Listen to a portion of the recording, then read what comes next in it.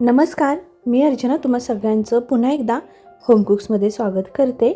आणि आज आपण होम कुक्समध्ये बनवणार आहोत अक्षय तृतीयेला विशेष करून बनवली जाणारी तांदळाची खीर. तर मंडळी, अगदी झटपट रेसिपी बनणारी आहे. त्याचसोबत अगदी मोजक्यात साहित्यात बनते आणि चविष्टही देखील होते. त्यामुळे तुम्ही ही रेसिपी शेवटपर्यंत नक्की पहा. तुम्हाला जर का ही रेसिपी आवडली तर रेसिपीला लाईक करा, शेअर करा आणि चॅनलवरती जर का तुम्ही नवीन असाल तर आपल्या होम कुक्स या यूट्यूब चॅनलला नक्की सबस्क्राईब करा. चला तर मग आता वेळ न घालवता आपण झटपट बनणारी अक्षय तृतीय स्पेशल तांदळाची खीर कशी करायची हे पाहूयात. सुरुवातीला खीर बनवण्यासाठी जे तांदूळ लागतात ते इथे घेऊयात. मी इथे खीर बनवण्यासाठी एकूण 1.5 चमचा एवढा तांदूळ वापरलेला आहे.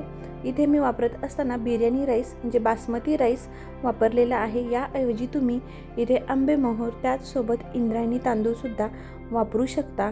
थोडक्यात काय तर जो सुवासिक तांदूळ असतो तो इथे वापरायचा आहे. छान नीटवाट करून घ्यायचा, स्वच्छ पाण्याने आणि एखाद्या चांगल्या कोरड्या कापडावरती थोडासा पसरवून ठेवायचा आहे. साधारण 5 ते 10 मिनिटांमध्ये तांदूळ छान कोरडा होतो. तांदूळ छान सुकल्यानंतर इथे एका कढईमध्ये 1 चमचा तूप घालायचं आणि तूप गरम झालं की यामध्ये घेतलेला तांदूळ आहे तो पूर्ण परतून घ्यायचा. आणि इथे तुमच्या लक्षात येईल की तुपामध्ये तांदूळ घातल्यानंतर छान फुलतो. तांदूळ फुलला की त्याला बाहेर काढून घ्यायचं आणि यानंतर तांदूळ पूर्णपणे थंड करायचा आहे. आणि तांदूळ थंड झाला की मिक्सरच्या भांड्यामध्ये घेऊन रवा असा वाटून घ्यायचा आहे.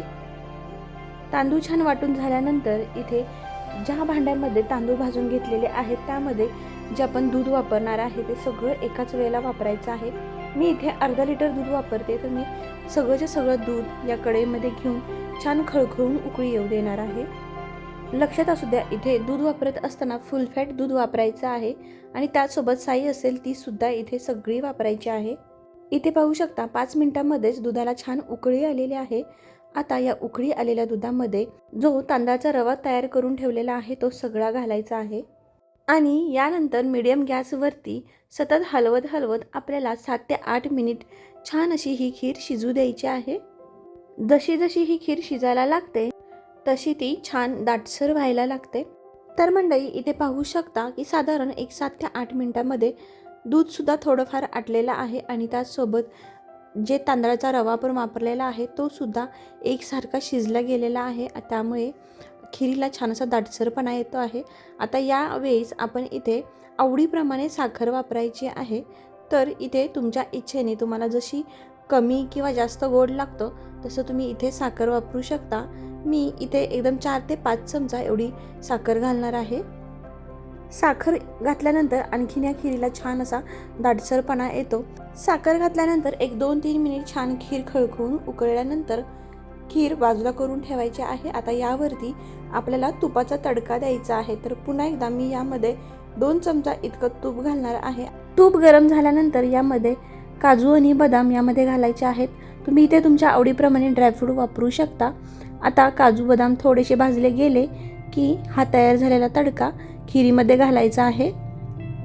हा तयार झालेला तडका खिरीमध्ये घातल्यानंतर खीर पुन्हा एकजीव करायची आहे आणि 2 ते 3 मिनिट मीडियम गॅसवरती एकसारखी उकळी आणायची आहे. आणि यानंतर इथे आपली छान खीर तयार झालेली आहे. अगदी सगळ्यात शेवटी यामध्ये वेलची सुंठ पावडर घालायची आहे. मी इथे 1 ते 1.5 चमचा एवढी वेलची सुंठ पावडर घातलेली आहे. आता ही आपल्या आवडीवरती आहे, तुम्ही घाला किंवा नाही घातलं तरी खीर एकदम छानच लागते. पुन्हा एकदा छान एकसारखी खीर हलवायची आहे. गॅस बंद करायचा आणि यानंतर खीर आपली मस्त तयार झालेली आहे. खीर जशी जशी थंड होते तशी ती जास्त प्रमाणामध्ये दाटसर व्हायला लागते आणि त्याचसोबत चविष्ट देखील होते. तर मंडळी, इथे मस्त अशी आपली तांदळाची खीर तयार झालेली आहे. तुम्हाला ही रेसिपी कशी वाटली मला कमेंट बॉक्समध्ये नक्की सांगा. आवडल्यास ट्राय करा आणि चॅनलवरती नवीन असाल तर चॅनलला आपल्या नक्की सबस्क्राईब करा. चला तर मग आता भेटूया अशाच आणखीन एक नवीन रेसिपीमध्ये. तोपर्यंत बाय.